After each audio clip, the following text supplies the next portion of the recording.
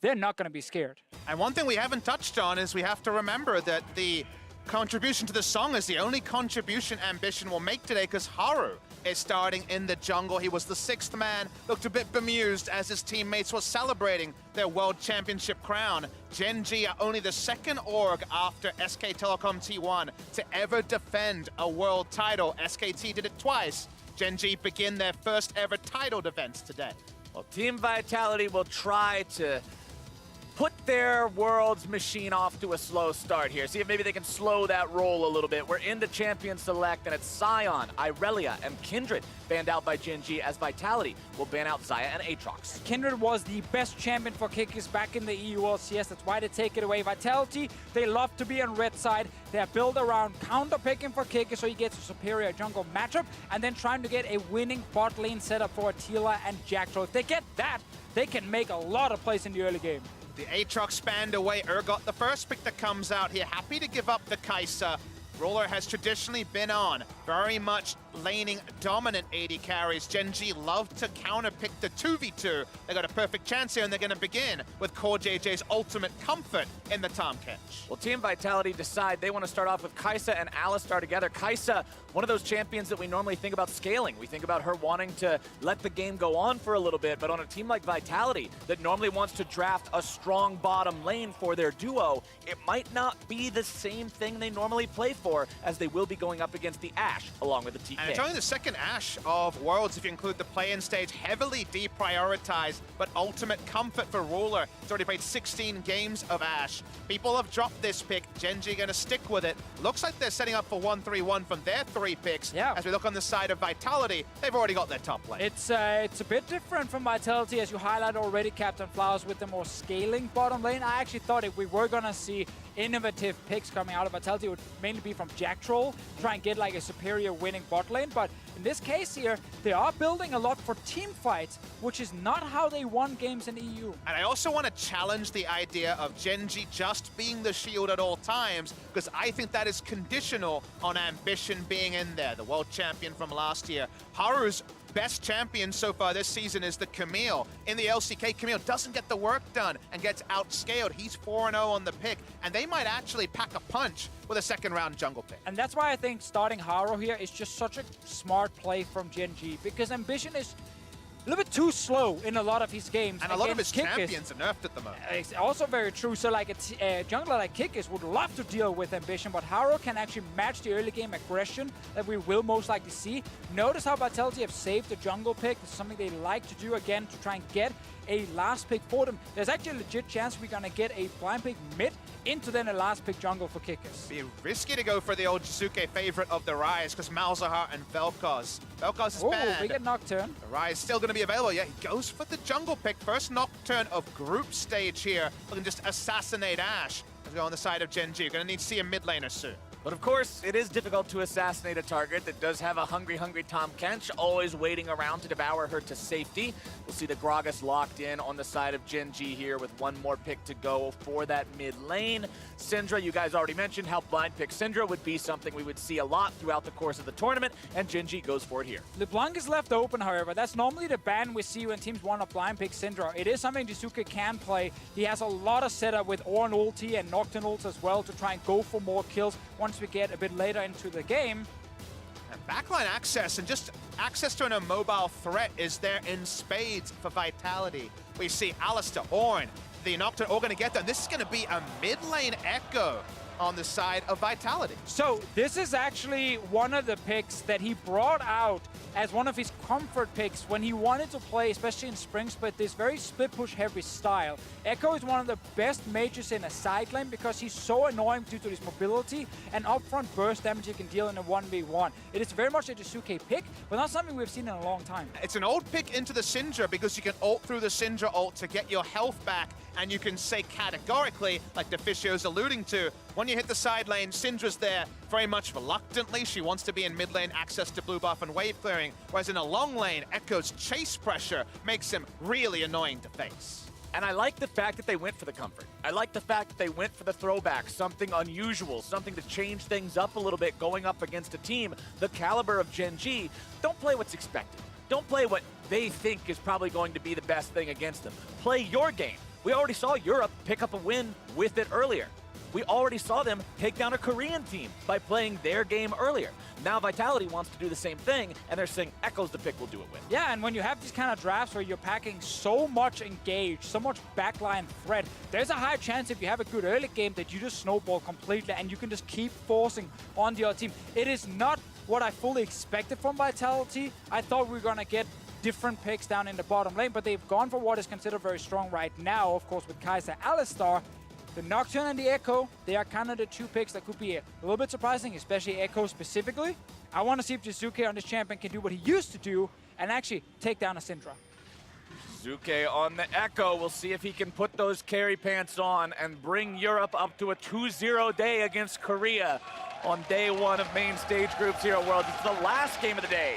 Gen.G coming out of the blue corner, your reigning world champions, going up against Vitality in the red. Their first appearance at Worlds. Tough opponent to start things off with, but hey, you pick up a win here. It definitely says something about this young, hungry, ferocious roster trying to make their mark as Ruler finds the very tip of the volley there onto Attila. And we're going to hear this a lot, you know, the young Vitality roster. I think it is important to highlight that it is a mix, however, of veterans and young players. Jizuke, Attila, and Jack Troll are all rookies coming into 2018. They came from Giants when they qualified into the LCS and then swapped over to Vitality. Kikis and Caboshot, however, if you don't follow European LCS too much, these guys are veterans. They've been here for many, many years. Kikis was a pro, or tried to be a pro player in 2010 already, and was part of like WCG. Caboshot has been in the EU LCS since 2014 when he was subbing in for Gambit and then became the starting top laner later. So these guys have been here for a long, long time. And meanwhile, on the other side, Gen.G are the first team ever to defend their crown with the same entire roster. The same 6 men are there. Haru starts, Ambition on the bench. They are a team that has not found regular season success, but World Championship play has always been when they have been dominant. They are back-to-back finalists, they are reigning champions, and they're definitely causing a lot of pressure, but Ruler had to flash. That was a super early flash. There's not even a combo available for the Alistar, and it looks like the game has been paused. Yeah, Alistar is only level 1. Yeah. You definitely don't need to be too scared of a headbutt, even if you get hit by the wall right after. Early pause here. It looks like the pause is due to a keyboard issue. They're investigating that right now. We'll figure out exactly what's going on and hopefully get back into games sooner than later. But yeah, Gen.G coming back. You were talking about this team and how things aren't always all sugar and rainbows for these guys. It's not like being the reigning world champion means, oh yeah, we're just going to cruise all over everybody, steamroll everything, come in first seed, wipe everybody out. They are the 3rd seed from Korea this time around. It's the surreal thing about Gen.G, former Samsung Galaxy. They were KSV actually in the spring season, so a couple of name changes. Still they are the Only a defending couple. world champions, and still there is that bizarre scenario where when it comes to playoffs, when it comes to regional play, they've never even finished 3rd, let alone make the semi-final. They've always been struggling far away, but the Worlds buff, which is usually kind of just a mysticism you throw out there when you don't really know what's going on. We can't really explain how players like Cuvée can just be on the tanks in the regular season, out of nowhere, be dominant threats when the Worlds is on the line. The keyboard issue was with Jack Troll. It has been resolved. We're back into the game now, but remember, that was a very, very, very early flash from Ruler. Not normally what you expect, but it's Summoner Spell down now with a 5-minute cooldown. That means it'll be about 7 minutes before that's up again. As Jizuke down to 300 HP here in the mid lane. Crown gets a couple more autos.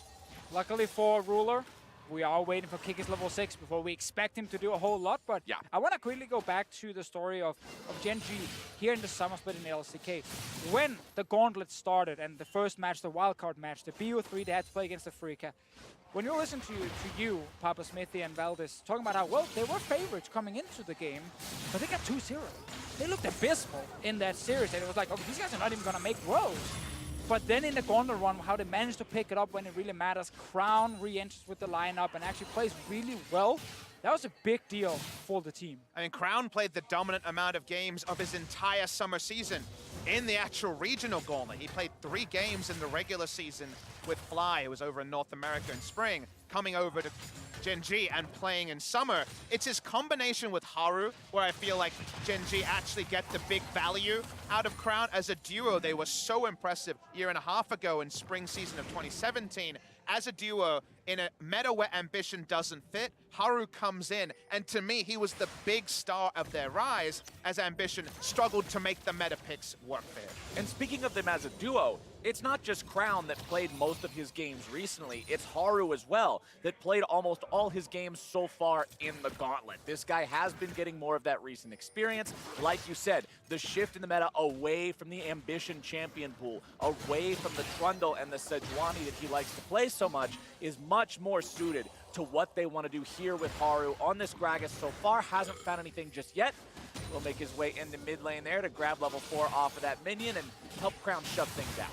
So far, nice start for Vitality's bottom lane, obviously forcing the flash, or Rula kind of forcing his own flash in that little trade. Jizuke, he's playing 1v2 right now, playing very aggressive, knowing Crown has no mana. But he wants to get his level 6, then he's fine. Same thing in the bottom lane with the Kai'Sa, and you can start setting up plays with Alistar, Kai'Sa together. The fact they're not getting shoved in by Tahm Kench, Ashe in the early game is great for Vitality. And now Kikis can just farm for level 6. He doesn't need to do anything before that. Bottom side, Vitality will push in their opponents. Kikis hanging around down here, but early turret dive, especially with Haru, Haru's close, is not the best idea. Kikis forced to retreat now as Gen.G will threaten the collapse and get the flash for free. And that's just extremely unnecessary by Kikis right here. Like, his own trucks are alive, and they don't need help bot lane right now against the no-flash Ashe. But he wanted to go forward, did not expect Gragas to walk around, and the moment the Gragas showed up, the wave had already pushed back, and he got collapsed on. And the theory from Kikis is that most junglers who go for the Predator will go for a back before they buy boots and then take the Krugs. I think he was playing around expected pathing. It was actually Gragas with no shop, just walking to the bot side and taking his Krugs, going for a full clear. That seemed to surprise him, but like I agree with you, the best you come away with is a Krug steal. It didn't necessarily feel worth it. Bottom side, Jack Troll wants to go in here. Ruler gobbled up. That's just what we were talking about. That's why you draft Tahm Kench with these mobile 80 carries. Keep him safe. I just want to highlight that Haru just recalled. He can't even use Predator. He didn't buy boots. No. Yep, that's a no Keystone Gragas. Don't have a shoe. That's probably the no first Predator time for I've you. ever seen that. Yeah, that's kind of strange. He really wanted that book. It's Ambition style. He wants to farm the jungle farm. Sure. I mean, screw your Keystone, I guess. You've got a book. Who needs a Keystone when you've got a book? Let's... Elementary school teachers would be happy with the emphasis on reading, but Crown takes a lot of damage there with Jizuke now going aggro still here on the Echo, has the Chrono Break available. Exactly. Now he's super safe because when he goes in against Crown, if Crown wants to unleash his ulti towards him, Jizuke can just ult himself and he will never die 1v1, and that is the key thing for him. Top lane, Cube is of course pushing in and winning against Caboshot, but that's an Ornn. His entire job is to take a beating and then land some good ultis. Haru in the mid lane, looking to find the gank here onto Jizuke, who goes into the Chrono Break, looking to make some kind of an outplay here. Instead, just going to be bursted, flashes over the wall, and Crown says, see you later. First blood over to Gen.G, as Vitality put their attention in the Ocean Drake. Needs a little bit more damage. Void Seeker will do just that. Haru tries to throw out the cast. Nice spell shield coming out from Kikis, but it will not be enough as CoreJJ uses Ignite to secure the kill. Jack Troll now tries to get away, but a swift tongue from CoreJJ is going to keep him slowed down. A little bit more might be enough to take him out. Haru goes forward with the body slam, and there's the lift for the third kill. Now that is a hungry Tahm Kench. CoreJJ with the double kill. So much to talk about because the play is so extended. When we get the replay, we can comment specifically on how Crown played that. The key to dealing with the Echo is you have to ult early, otherwise it's just going to negate all the damage. Jizuke cancels out the damage from the ultimate, but it puts him so close to Crown's turret.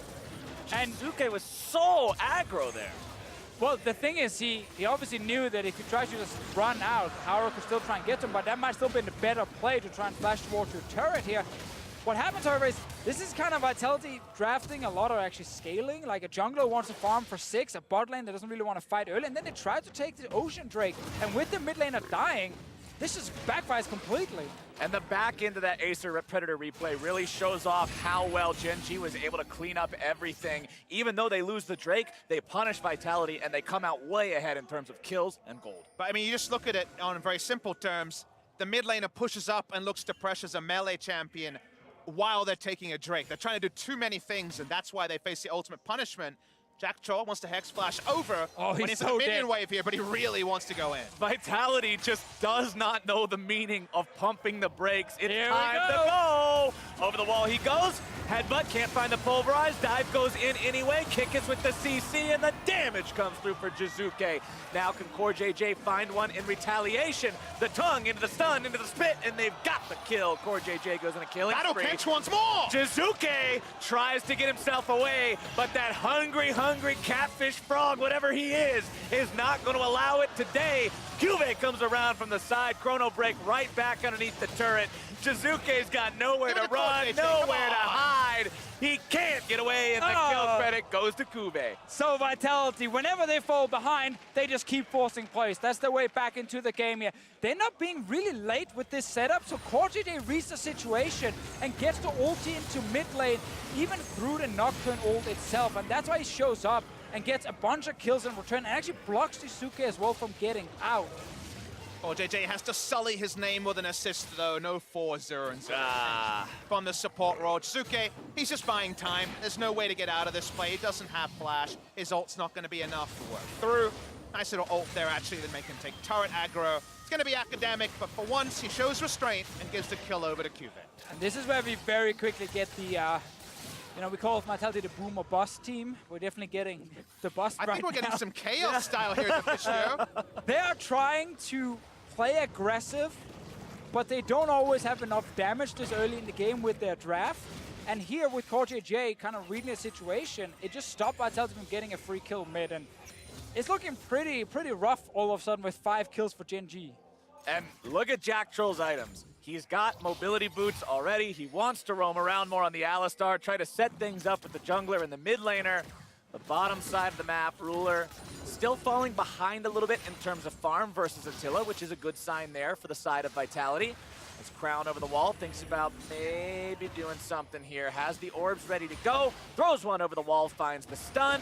Looks for a little bit more damage. Electrocute goes off the arrow. So well placed. Gen.G, what a shot. That was so beautifully put together over time. As the play started, Crown is putting down spheres at his foot, so he has the spheres there for ultimate damage. Everything connects, and Kikis goes to the Death Chamber, not knowing for how easy and how straightforward that was for Gen.G. That was exactly what you want to see out of your Ashe pick, as now topside, Gabashard summons the Orn Horn to put some damage and some CC there onto Cuvee, who has the Ghost used from Summoner's Spellbook.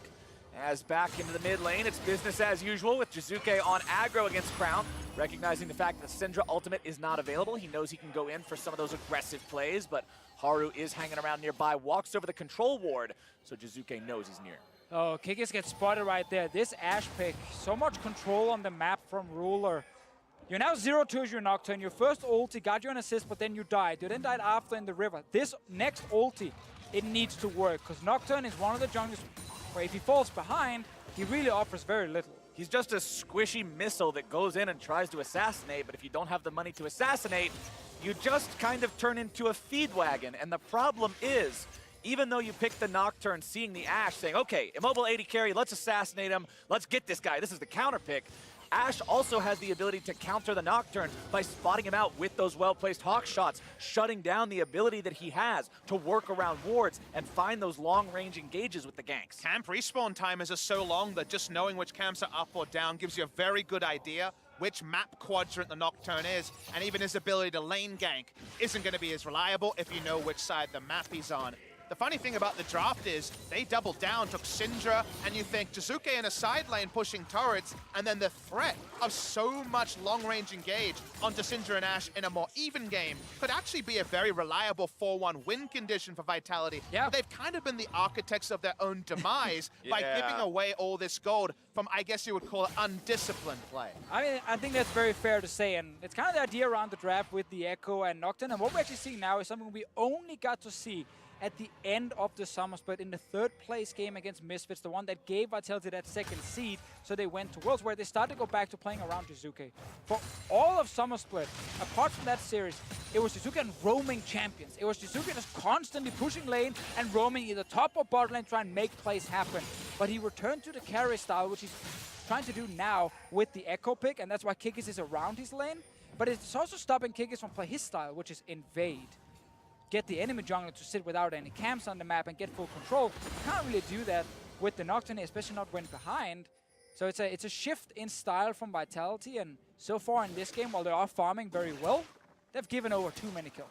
I mean, we saw the one invade from Kikis at level 3 or 4 towards the Krugs that just cost him his own flash. That plan that Vitality likes to rely on has not come to fruition here so far in this game. They're down 1-6. They do have the Ocean Drake, but honestly, that's about it. Kikis will look for the engage here on the top side with the ultimate. A TP is going to be used as well to make sure they can try and secure this one. The damage comes in. Attila's there just to make sure, but Cabashar grabs the kill. And that's kind of the best play for them here because they know bot lane they will lose the turret. Also with Crown constantly roaming down. So they're just going to swap the map around and they get something for Attila. I mean, if you rewind to the previous game where I said, what about getting rid of the Kai'Sa out of a difficult laning phase and attacking the Shen? It's actually Vitality in this game that understand the control wards are down. The mid is rotating. They cannot stay bot lane. They have to vacate it one way. Why not vacate it with a kill, a turret, and maybe a Rift Herald of your own? Let's see if Tahm Kench's ulti will be used here to get in and try and stop the Rift Herald. Crown is hovering towards the side as well. KorGJ is here now, but I think Vitality just have enough time to kill it and get out. There we go. Eyeball picked up. Nobody's going to forget about that one today. Cask is going to knock Jizuke back. Phono break available, but his shadow's still away. Comes back right towards KorJJ. Needs a little bit more to find any sort of a stun or devour, and Jizuke gets out. At this time, he holds the ulti in a more defensive position because he's just running further and further away from the shadow so he can jump back towards the turret. In the end, that was 2 ultis used, actually 3, with also the Gragas ulti being blown. Nothing here from Jizuke other than his own ulti. Sort of champion that can make you look silly, that forces uneven trades of cooldowns. Is that Echo? He continues to push, so you have to say, against the run of play, really nice overall play from Vitality. A kill, a turret, also taking away their weakness of the bot lane that was likely to be dived, and even getting the Rift Herald as well. He's got the Proto Belt also completed on the Echo there for additional wave clear. Also extra burst potential on a champion whose burst is honestly not that front-loaded with what's built into the kit itself. Ruler makes his way topside to answer the rotation there from Vitality, as both supports will also be hanging around. Yeah, and we're not at the point yet in the game where Jizuke really can carry. It's actually when he goes to the side lane later and Crown cannot follow. But they're still trying to get more kills around his lane. You can see how Cabashar and Kikis were both hovering around mid. Meanwhile, Attila's been farming extremely well. He has Rage Break completed. The problem is just KorJJ is on 4 kills. And he can go wherever he wants. That's Tahm Kench. He's going to run everybody down. It's going to be enough to get him an early 6 convergence and help Ruler's damage going, but it's a map play here from Gen.G. Crown's very low on mana. You can't have a super extended fight here immediately. The blue buff will keep that pool very high, giving him a little bit of time to build that up. But Vitality recognized the fact that he can't fire off that combo right now, so they'll be just fine clearing things out. Now they're deciding to go in. Tahm Kench keeping that AD carry protected yet again. He'll pay for it with his own life, most likely. Thick Skin coming in just in time. KorJJ gets himself back over the wall, but Jizuke pulls his card anyway. Crown's going to be going into stasis now. Still might be in some trouble. Attila going to be taken down. Crown with the damage on that one. Cube grabbing the kill onto Jacktroll into the follow-up fear. And Gen.G is destroying Vitality. Jizuke tries to run, but he's running the wrong way into enemy territory. Does get out. And what's very interesting here is a lot of teams, when they see a 5-man group mid, if they have wave clear, they won't move mid themselves to look for a fight. They'll just push out the side lanes and say, thank you very much, we take this farm. But Vitality instantly moved towards mid, said, we just need a fight. One combo from Jacktroll, and it's on. But usually, you dump so much damage into a Tahm Kench, you take him down a lot earlier. This Tahm Kench uniquely has so much gold. Even though this timing from Vitality is very fortuitous, they cannot kill the Tahm Kench for so long. It's the extra resources like Jizuke having to flash over and spend so much time that Ruler, who has no feel in frontline anymore, is able to just move topside and Cube does the rest. Yeah, I really also like the flash there from Crown, buying a bit more time for himself to deal damage. But one thing I want to highlight, while it is a 3-for-2 trade in favor of Gen.G, Jizuke got the shutdown kill on KorJJ, who had 4 kills already. That's a ton of gold coming for the Echo. Shelly coming in the mid lane here, trying to take down that tier 1 turret. Won't quite get it. Also want to point out that in that fight, Ruler healed just as KorJJ was down to some 10 HP sliver of health.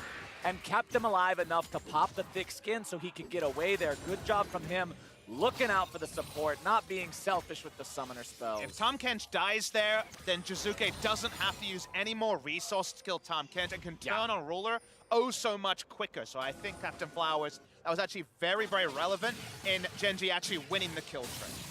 Now topside, Jizuke on the Echo, continuing to build up the damage. Sheen in the inventory means Lich Bane, a second big item here, means that much more front-loaded burst. Again, Echo's burst is delayed.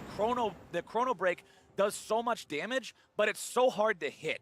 You also only have the damage from the Q and the E. W does no damage itself. You've got to put these extra tools in there, and once he gets them, man, he hurts. Yeah, I mean, you start building around getting multiple auto attacks off, you know, proccing the passive and actually getting some bonus damage from that as well. But I think we saw in the last team fight, Gen.G started without all the members there, and they still managed to get 3 kills. It shows that their composition is built to fight, and as long as they don't die to the initial engagement vitality, they have so much return damage from Ashe and the Syndra here. So it's all about just staying alive when the Nocturnal comes in, and so far Gen.G have shown in this game they're not scared of Vitality's aggressive plays. But I actually am really concerned about where this game could go from a Vitality perspective, because you just think about your life as Ruler and Crown. Let's say your Summoner spell's down, you don't have Flash, or an ult comes out, the Paranoia is popped, you see Alistar. That's a lot to already factor in, and you know already that we're going to see Lich Bane Echo be pretty uncontested in the side lane. During all of that, if you get hit by the parallel convergence from a flank, that's another thing to consider.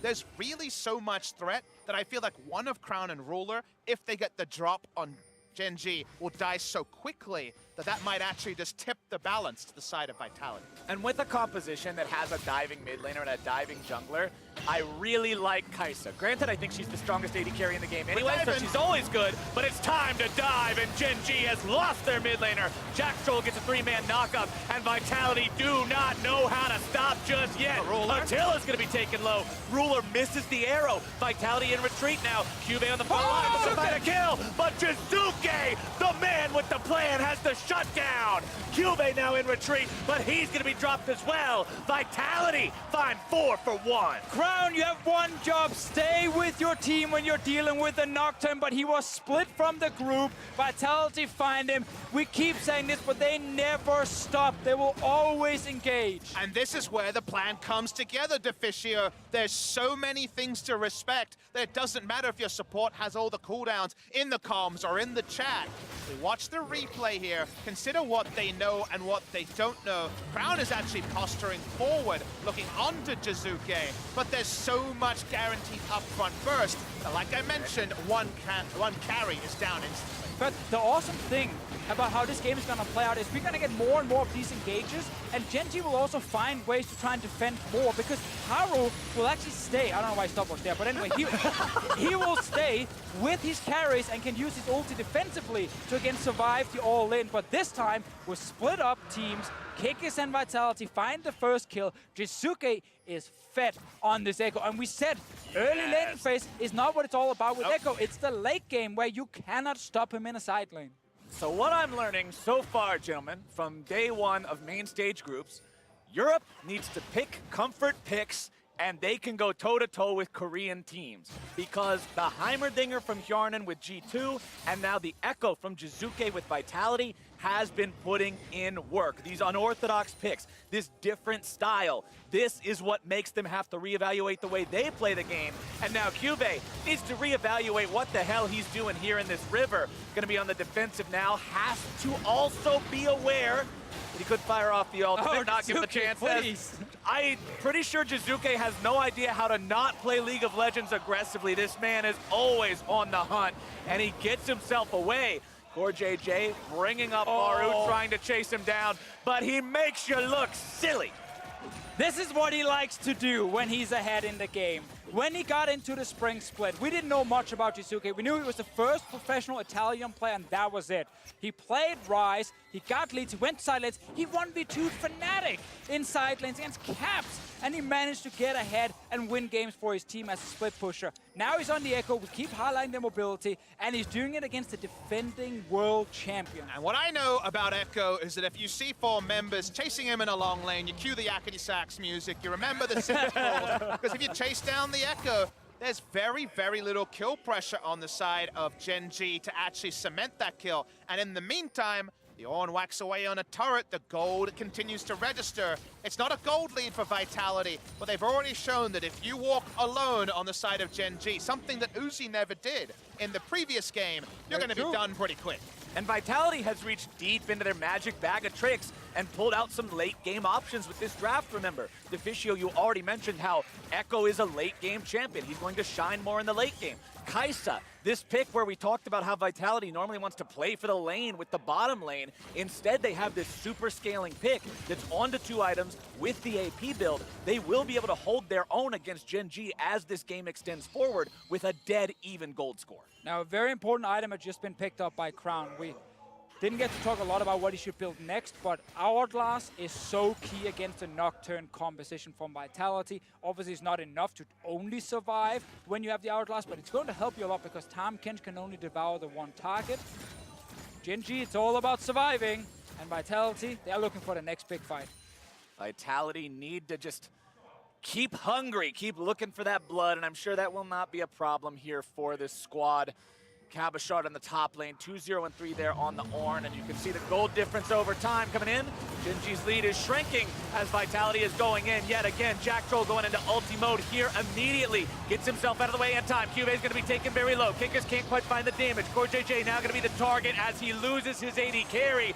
Ruler's out of the picture, and that means Vitality can continue pressing forward. Crown goes into Resurrection with the Guardian Angel. Crown's coming around from the flank, but Vitality just go forward anyway. The weak will not be scattered, but Jack Troll's going to be picked up. Jizuke goes right back in. He has no concern for his own safety. The man goes back into the ulti, and he's got big damage.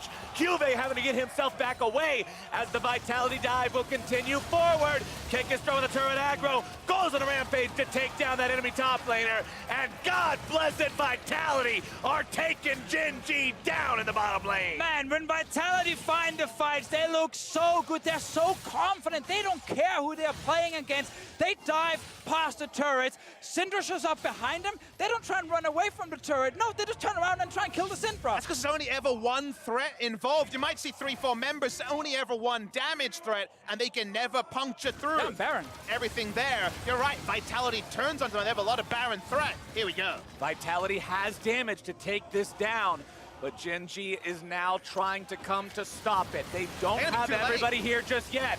Jack Troll's going to be running interference. Arrow popped out, Paranoia to keep them blind. Cabochard's going to be the one to secure it. Kikis already dead, though. How many does Vitality lose for this? Attila forced to flash over the wall, Cabochard as well. That was almost a troll, but it didn't happen, so it doesn't matter. Summoner's Spellbook for Cabochard. Both Summoner spells expended, and he gets out. He was able to smite it with the Unsealed Spellbook, I believe. But let's remember what happened bot lane. Again, attack Cuvée on this Urgot. They come in, they have the Ashe here. I was waiting to see when the W was used. Cuvée out of the fight early, and even with the stasis here, Ruler was out of position. And then the call is not, let's run away. Let's get out of here. We got our kill. It's, wait, they're trying to fight us. We should just keep fighting. No one is dead yet on the side of Vitality because of the GA onto Kikis, and when Crown shows up to get the 1 kill, this is normally where teams will disengage. 4 beats 1, Deficio. Suke is like jumping in at first, knowing his ulti is available, and this could have been such a huge ulti coming in, but I think the Devour just came in time. Yep. Still, he managed to take down CoreJJ. And I want to highlight something really, really important. One of the biggest problems for Vitality in Europe is taking Barons when it's a slow game. Yes. But when they get a fight first, into then an early Baron, they will just go for it. They will not hesitate, and that's exactly what just happened here. They have the Baron, they can get more turrets now. 8,000 damage in that last fight between the two big damage dealers on the side of Vitality. And this team that is making their first appearance at Worlds against the defending world champions is now 2,500 gold up with Baron on multiple members, pressuring onto the tier 2 turret here in the top side, looking to make something happen. Jizuke getting himself back before more damage comes in from the Syndra. But Vitality has to close things out cleanly. They have to use this Baron buff well. We talked about this team being all early, struggling in the late game if they don't have a massive lead. Cube's going to be in some trouble. Jizuke gets locked down, gets himself out using the chrono break, but Jack Troll onto the front line going to be absorbing so much pain. Paranoia comes in, Kikis decides to go into the back line here as well. Still nobody going to be dead on Gen.G. Pulled back in the grinder. Cube grabs the kill as Core.JJ is going to remain on the front line. Cube goes in, he's able to find Attila now too, and Vitality is destroyed in this fight. And this time, they went too far, and they got punished. One by one, they jumped in. Kikis waited and thought he could execute Crown, but Core.JJ gets the Devour in, and this is always the problem against a team like Gen.G. Because they like to skip the steps to Fishio, and sometimes it works out big, but in this time, with a mostly melee comp and also the Kai'Sa, they think they can get some kills and just close the game from there. They're not able to do so. The dive doesn't work, and that's some important gold and some Barons taken away by Gen.G. I feel like I practically jinxed it. Right as I'm saying, this team that is only known for early game needs to have a competent macro game to close things out. It falls apart, they overextend, the fight goes the way of Gen.G. Let's take another look. So, Turret is still alive, Jizuke goes in, which then forces Jack Troll to follow as well. But notice when Jizuke jumps out, Jack Troll's now left alone. Attila's hitting a turret. No one else is following up until Kikis jumps in, and then the Devour is ready. Let's consider a different fight where they take the turret and back away, and they gave up Jack Troll's life for the inner turret. Instead, they go further, they flash in from Cube, still very tanky despite the low health bar. They were able to pick up some kills, get back some momentum. They need to start clearing vision, though, and cementing a position on the map, because the next time it won't be under a turret necessarily, and maybe the next time Vitality can assassinate one of Crown or Ruler. But a fight where one of your guys is fighting and you don't all pile in does not seem very indicative that this is Vitality. This is a team that we said likes to scrap, a team that's always looking to fight. And that fight just he was fighting a turret and the other ones were fighting. I also want to point out 10-stack Medjai's Soul Stealer for Jizuke. He's on the Echo, he knows he has outplay potential, he knows he has escape potential, and he wants 25 stacks. But we have to remember, when he's in the side lane, that's when he's actually strongest. Like, Team VIT, sure, you can do really well on Echo, but it is a lot harder to do it. In the side lane, that's where no one will stop you. The top lane tier 2 is still available, so they don't actually have to instantly run into the next 5 versus 5 Team VIT. They can just use Jizuke to get a turret first. I mean, Echo does a pretty good Camille impression when he starts hitting the turrets in this game. Bamba power play was definitely shut down. The turret dive actually advantaged Gen.G there. But it doesn't change the state of the game, because we said from the draft onwards, Syndra wants to take blue buff and clear with her friends. She does nothing in the 1v1 here, as you'll see. Jizuke doing a masterful job predicting what Crown was up to and taking him down. Getting back out of the way of the arrow as well. There's 4 more stacks. And we just said it, Jizuke in the side lane, that's what you're looking for as Vitality, but Crown, that was so greedy to just try and kill the wave. He realized very quickly he was going to get destroyed, and he didn't even use his item. Yeah, Sonya's available, heal not available. Flash is now down as Vitality, with their Baron just expiring, allow Jizuke to take another turret uncontested.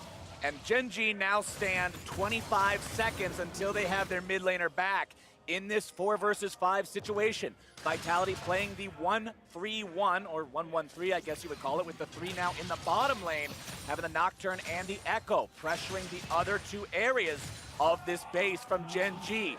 Jizuke takes down the tier 3 and top side. And Crown just being greedy top lane and then not even using Hourglass just cost his team the inhib turret as well. He could have just stayed at the objective, waited for the minions, killed the minions, and then Jizuke wouldn't have actually taken him down. And if you think about the games that Crown and Haru were playing that did propel Gen.G to Worlds, Crown was largely on pure utility picks, the Lissandra. We were thinking this tournament, Lulu Karma, that's where he'd play. The famous story of the Syndra with Crown is a long one. In 2016, they had to ban it in Worlds because he couldn't play it. He played it very well in 2017, but it's not the utility pick so much, and the Echo has done everything.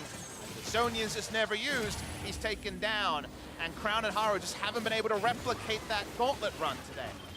I just love the fact that he's got parallel convergence down there. He reads it like a book. He says, nope, there could be somebody in this brush. And once there is, he is ready to go in that situation. 6, 3, and 6 on the Echo. Still out farming his lane opponent. stacks positive on the Magi Soul Stealer with a needlessly large rod and inventory to complete the final 14 stacks, 14 kills. I'm sure some viewers at home are loving that. Very, very nice there. Very, very secure in how this thing is going. And the death cap is there too for the AP numbers. You saw how he needed that extra ability in the last time he tried to assassinate. Doesn't need it anymore. No, that is a full build Echo, if you count Magi Soul Stealer as a full item.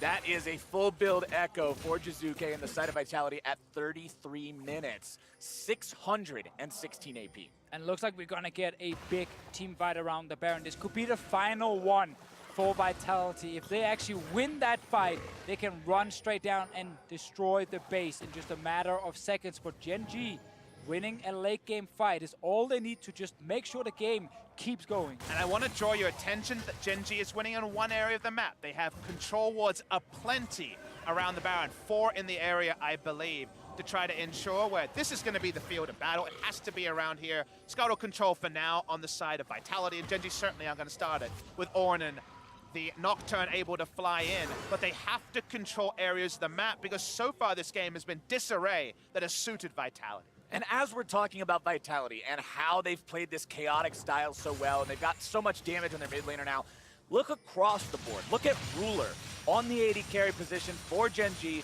This is normally the guy that they're depending on to have the big carry performances. Look at his inventory. Hex Drinker, Guardian Angel. These are not massive DPS items, and it's going to be very hard to get through an Ornn and an Alistar if that's what you're supposed to do. He might get a red buff, but I take your point especially. Only people he's hitting is going to be Ornn and the Nocturne, maybe Alistar. And Ornn is pretty damn healthy and has the armor. There's no Infinity Edge, there's no Last Whisper. We're a long way away from damage. This is the sort of build Ruler needed when it was a Vladimir bot lane meta. He just needed to survive.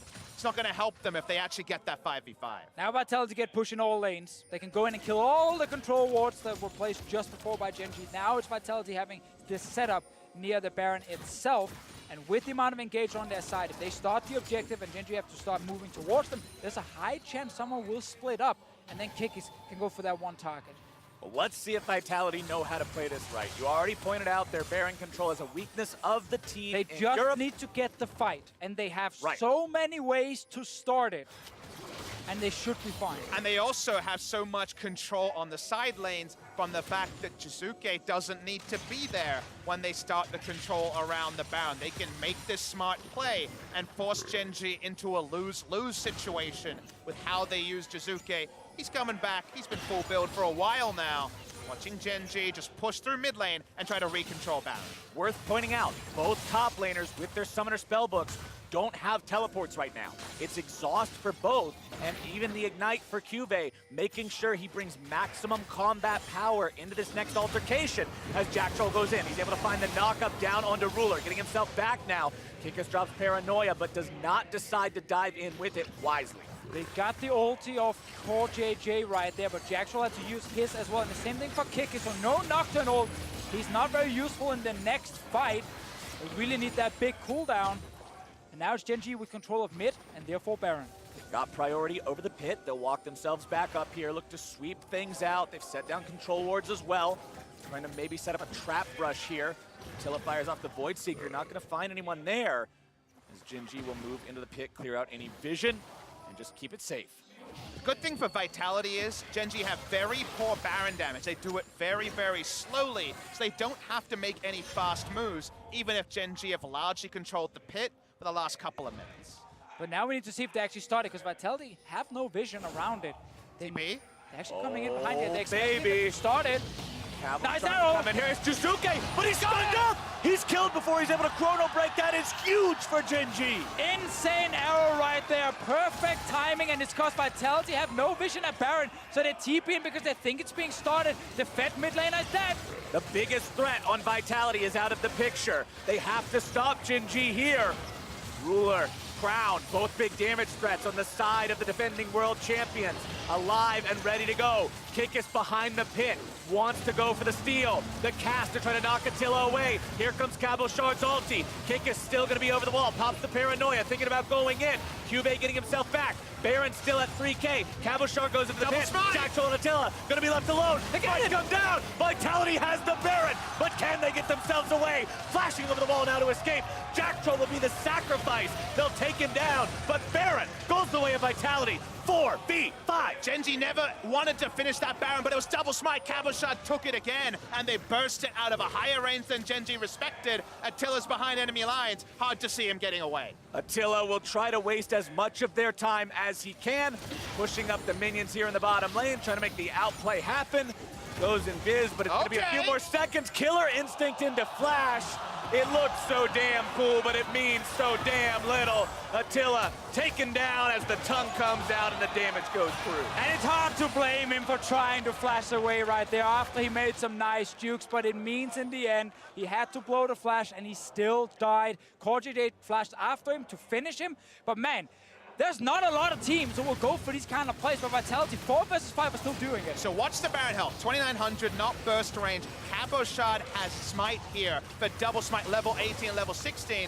Gen.G realized they have to actually contest this. They can't turn around. So it's smartly done by Vitality. They still have their summoners. They can still get out of the pit. There may be some consolation kills, but this was as perfect as possible. The 20,000 gold, 700 AP Echo was a non-factor, and they still don't claim the Baron to Gen.G. I just love the fact that we end day one of group stages with such an epic game between Vitality and the defending world champions Gen.G. We have seen so many aggressive plays. We've seen defensive moves from Gen.G to try and stay in the game. They've managed to win the last few team fights they needed to win to delay Vitality, and we're still at a situation where the team fights can honestly go both ways. Want to point out, after that, after having 10 pages ripped out of his Soul Stealer, Jizuke has now sold the Medjais, picked up a Banshee's Veil instead. He doesn't want to get arrowed again. So he's like, all right, that was stupid. We're not doing that again. Back play. Rich people get all the breaks. They have their book, doesn't matter. I'll buy another one, even better than the first. He walks up. You gotta say though, Deficio, even though Gen.G have miraculously got to 40 minutes, didn't look like it would get that long, you still have Echo and Kai'Sa full build, and you look at the enemy threats with immobile threats versus mobile and potentially outscale threats like the Kai'Sa. If Vitality, they may not be as good as Gen.G in a late game fight. I think they got bigger guns to try to make one go. Yeah, look at Ruler again. Has completed the Hex Drinker into Maw of Mount Mortius now, but that's also not a huge damage item. BF stored an inventory for the final item, so it's going to be more damage, but there's no armor penetration on this app. Needs the Infinity Edge to at least have some semblance of a build, and also the Zeke's Convergence is so necessary. None available on Vitality. The one on CoreJJ needs to be on point. Gotta remember, top inhib is open, but there's no TP on Jizuke right now. So it is a bit risky if he goes towards it while the rest of the team is sitting on the bottom side. But Vitality, again, trying to split up. Ash Arrow can be very effective against no QSS on the side of Vitality. Can Ruler actually hit it? 20 seconds left on this Baron. Vitality won't find too much with that one. They'll send Jizuke back into the top side, continuing to push up towards that exposed inhibitor as the rest of everyone falls back. Not too much more pushing to be done by this team. Yeah, you got Baron, but considering the consequence, rather the circumstance, I should say, of getting it and the consequences of picking that up, losing both your support and your AD carry right as you grab it, they didn't have as much time to work with as they would have liked, so Gen.G will continue to hold on to their base intact. And a lot of the easy objectives for the Echo to Swift push are now down, so it's a lot harder to actually find a map state where you have your waves in the right position to set up for an objective like the Elder in 1 minute 30, and also be threatening with Jizuke. About another 40 seconds, so his teleport's online maybe a minute now with the nurse. We're just looking at Vitality's setup here for this Elder Drag. Small little thing that Kikis did there, he actually delayed killing the Rift Scuttler for as long as possible because he wanted to stay up for really, really long in case a fight breaks out around the Elder Drake and we're gonna get a dance between the two teams. So he just wanted to get the maximum amount of uptime. There's a lane ward here that spots Gen.G's positioning, very important for Nocturne.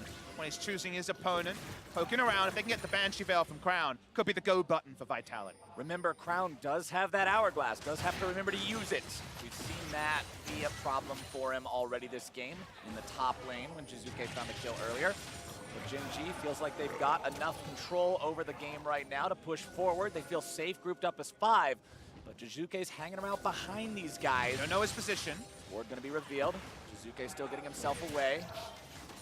Not too worried about it. Does have Banshee's Veil available. Remember, after that last pickup, the Gen.G got onto him. He doesn't want to be found out like that again as the dance continues.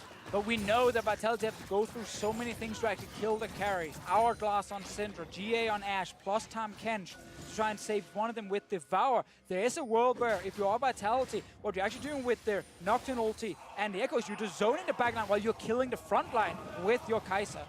True hybrid Kai'Sa coming out, by the way. Infinity Edge with Nashor's Tooth, Ginsu's Rageblade, Mercurial Scimitar, Runeant's Hurricane, full build on this amazing late game hyper carry. Vitality will melt health bars on Gen.G. Oh, he's TPing for the base! TP coming in from Jizuke into top side saying, all right, defend Elder, I'm going for the inhibitor. Don't know if only one man can handle Jizuke, but Gen.G still walking out on this Baron. Cube goes back. This is where Gen.G have to make the decisive call. Do you stay for Elder? Do you stop the inhib take? What is the decision here? Ruler stepping forward, going to draw the aggro from the Elder Drake. Top side, Jizuke is going to be stopped by Cube potentially, but the inhibitor's still taken down, and Jizuke gets himself away. It's 4v4 in this bottom part of the map. TP available for TP Cube coming. going in. Attila, they're going to finish the they're game. still looking to make things happen. It's Attila going into the base. Vitality has to buy time. That's the call. Cube has to try to defend this on his own. Jizuke will not be taken down. The shutdown goes Here we through. go. Vitality's looking to end it. They're pushing Nexus turret number 2. Let's they go, can't boys. get back Keep in time. pushing. Gen.G They is got it. rushing to Nexus, but Vitality will take them down. Europe 2-0 against Korea. That was an insane ending there, but you need to be decisive in the big moments, and the second teleport was actually having their cake and eating it too. Vitality, we said they could be the wild card in the group. They certainly live up to their name on the first time. People ask me, Captain Flowers, how do I get good at League of Legends? And I tell them, follow your heart. Pick the Heimerdinger, pick the Echo, play your game. Forget the meta, forget what everybody else says to do, play your game. God bless it, that was amazing from Vitality. And it's just this team first game on the big stage, and they're not scared. They go for this play. First, it's just the Echo. They realize, hey, it's only Urgot back to defend. Attila TP's in. And fun fact, we actually saw this kind of play in the EOSS when Schalke did it. TP'd into the back line, into the base, killed the Nexus. Vitality, they saw that play. They're like, hey, we can do exactly the same. And Vitality saw the same rumors about their performance in scrims, their struggles since they got over to Korea. And some people in their position end up just fighting for a participation medal. We made it to Worlds. We've done our work. They were not looking for participation.